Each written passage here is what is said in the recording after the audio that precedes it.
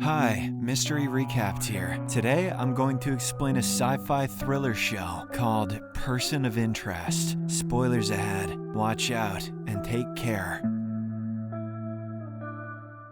The show opens as we see a bearded, homeless man named Reese sitting alone in a metro. Moments later, a group of young men appear and begin bullying him for no reason. But the homeless man suddenly stands up and starts beating them up. The guys do their best to defend themselves, but Reese easily overpowers them, revealing that he's a trained professional. Soon enough, the cops arrive at the scene and arrest them all. At the police station, an officer named Carter examines surveillance footage from the metro and is impressed by the homeless man's skill. He knows bum fu. She then approaches Reese and asks if he was ever in the military, but the man doesn't respond clearly. Despite refusing to provide any information, Reese is eventually released. However, it turns out that Carter has managed to get his fingerprints from a plastic cup. When she takes them to the forensic team, they're shocked to learn that Reese is a wanted man, linked to several crimes around the world. However, by this point, Reese has already left the station and is greeted by a pair of suited men. They claim that their employer wishes to meet with him and take him away from there. The following morning, Reese is taken to meet a tech billionaire named Finch, who has been waiting for him. Finch addresses Reese by name and admits that he knows everything about the man. Reese doubts his claims, so Finch states that he knows about his past work in the CIA and how the government believes he is dead. He is also aware that Reese has lost someone close to him and is now trying to drink himself to death. Upon hearing all of this, our protagonist is shocked and asks the billionaire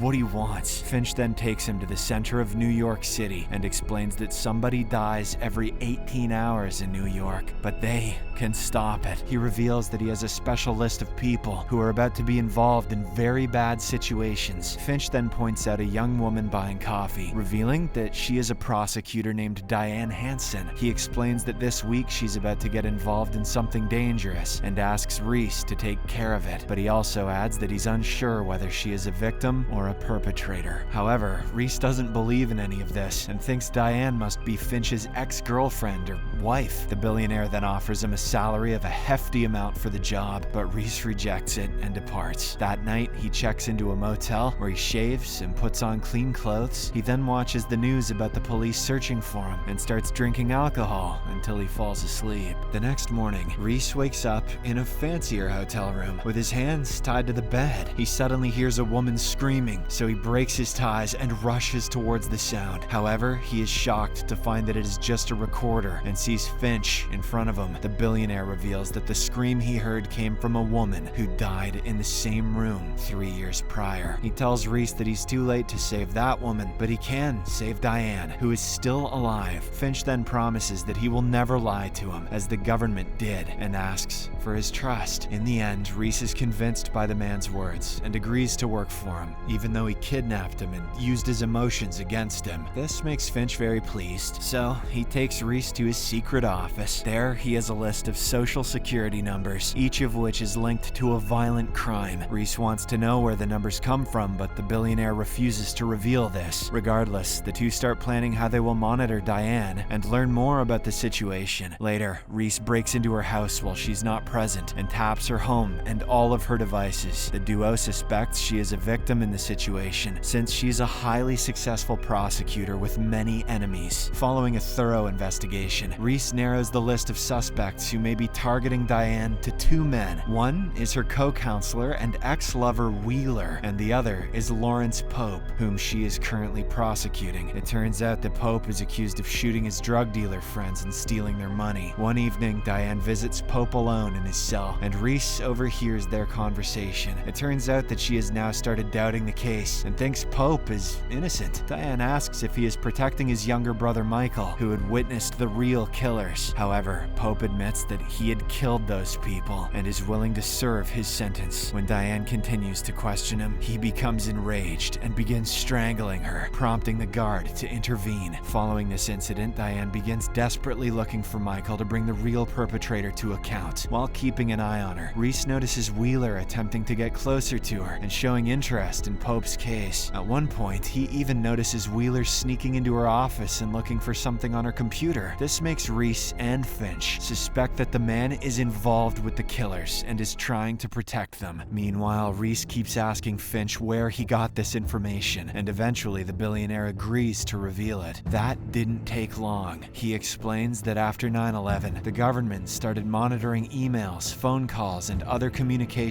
to track terrorists. Therefore, Finch, a software engineer, created a computer program that can sift through massive amounts of data, looking for patterns of activity that might predict another attack. The machine divided crimes into two categories: possible terrorist attacks and other minor crimes. The government was unconcerned about the minor murders, so they were ordered removed from the system. However, Finch can still gain access to this list through a system backdoor. After some thorough investigation into Diane's case, Reese discovers that the people involved in the murder are actually cops. Things get worse when he discovers that Pope has been stabbed to death in his cell. As a result, Reese begins to monitor these cops and follows them around. One day, he overhears Diane receiving a call from a cop named Stills, who asks to meet. Reese assumes she is about to be killed, so he decides to intervene and help her. However, when he arrives at the location, he is shocked to discover it is Diane who has been plotting with the killers. She is also responsible for Pope's death and scolds the corrupt cops for failing to find and kill Michael. Diane reveals how Wheeler has started to get suspicious of her and orders Stills to get rid of him tonight. That evening, Stills and his henchmen arrive at Wheeler's apartment just as he is about to leave with his young son. The corrupt cops are ready to shoot him, but fortunately, Reese shows up at the right moment and points a gun at one of them. He orders them to retreat, and while the other officers flee, Stills refuses to leave. A gunfight then ensues between the two men, but Reese eventually gains the upper hand and manages to kill Stills. The next day, we see Diane in the courtroom with Wheeler and the rest of the good investigators. She plays what she considers to be an important evidence audio tape. However, Reese has switched the tapes, and the entire court hears Diane admitting her role in Pope's death and ordering her men to murder Wheeler. Everyone in the court is filled with shock, and Diane realizes she's screwed with no way out. On the other hand, Reese is contacted by Finch, who wants to tell him about their next mission. The two men visit a cemetery where Finch shows Reese the grave of a 15-year-old girl named Teresa Whitaker. He reveals that the girl and her family went on a hunting trip 2 years ago. During the trip, her father, Grant, murdered her mother and brother before taking his own life, allegedly due to financial problems. However, the strange thing is that the police never found Teresa's body, and her coffin is also empty. Finch then reveals that his machine has detected the girl's social security number, indicating that she is still alive and in danger. Upon hearing this, Reese immediately gets to work and begins investigating the young girl. On the other hand, Finch goes to meet Elizabeth, who is Teresa's uncle's wife. He introduces himself as an insurance agent, and Elizabeth reveals that she has divorced her husband, Derek. She talks about how he couldn't get over his brother's death, and his personality changed drastically after that. Elizabeth also speaks fondly of Teresa, revealing how she used to love the girl like her own daughter and misses her dearly. In the meantime, Reese approaches a young boy who was once Teresa's close friend. He inquires about her, but the enraged boy asks if it is a joke since Teresa has been dead for 2 years. However, before the boy can leave, Reese secretly takes his phone and force pairs it with his own. Moments later, he notices the boy sending a message to Teresa, asking her to run away. Reese then looks around and notices the girl nearby. He chases her down and grabs her, but she fights back fiercely and slices his hand with a knife before fleeing. Later, Reese meets with Finch and provides an update on the case. The duo also discovers that Grant didn't kill himself, but was murdered by a hitman named Sonic. He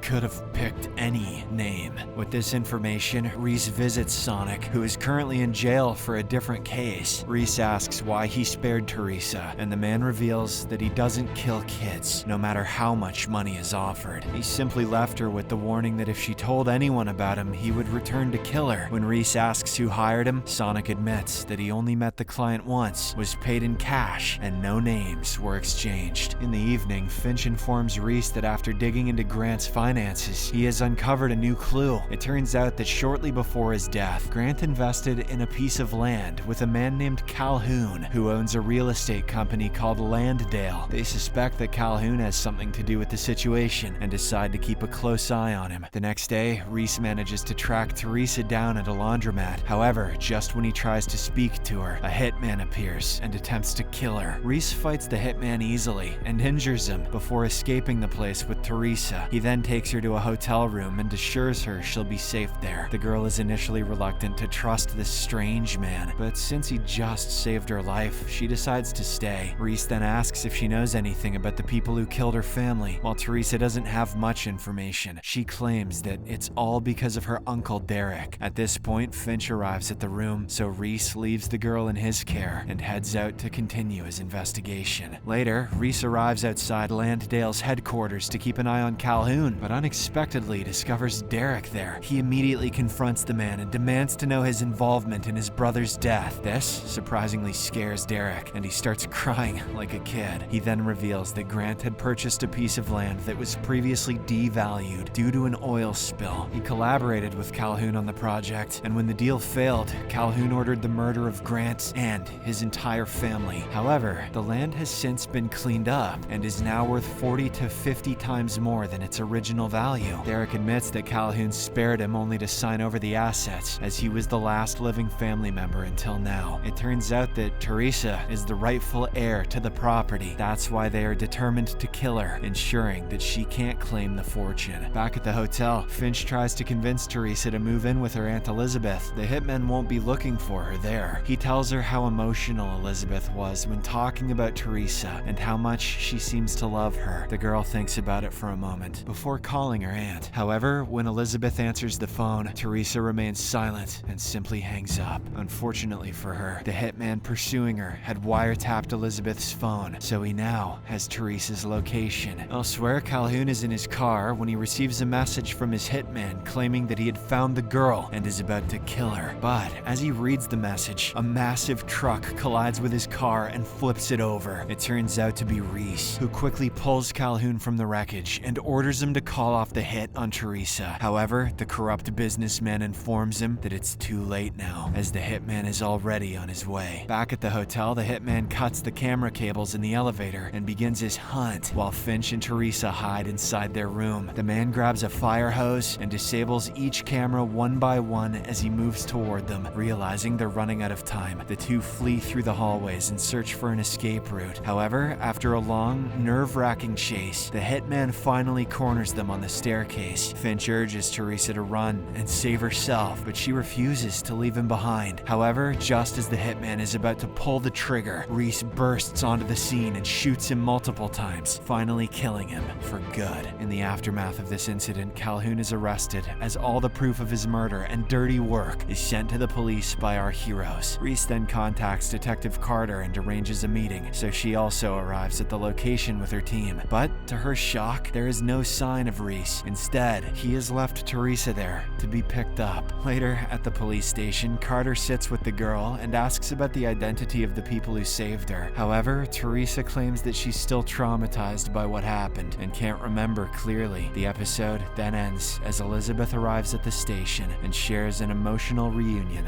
with her niece. Subscribe for more videos like this, turn on notifications, and leave a like to help the channel out. Thank you for watching.